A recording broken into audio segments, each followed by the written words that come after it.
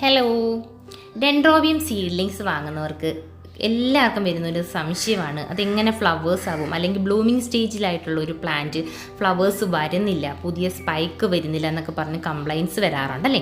അപ്പോൾ അങ്ങനെയുള്ളവർക്ക് വേണ്ടിയിട്ട് കുഞ്ഞൊരു ടിപ്പ് ഞാൻ പറഞ്ഞുതരാം. നമ്മളുടെ കയ്യിൽ ബ്ലഡൊക്കെ ഇല്ലാതെ വരുമ്പോൾ നമുക്ക് സിറപ്പ് കിട്ടുമല്ലോ, ബ്ലഡ് ഉണ്ടാവാൻ വേണ്ടിയിട്ടുള്ള സിറപ്പ്. ആ ഒരു സിറപ്പ് 1 ലിറ്റർ വെള്ളത്തിനകത്ത് ഒരു 2 ml ഒഴിച്ചിട്ട് മാസത്തിൽ 1-2 പ്രാവശ്യം വെച്ച് സ്പ്രേ ചെയ്യുകയാണെങ്കിൽ പെട്ടെന്ന് സ്പൈക്ക് വരാനൊക്കെ സഹായിക്കും.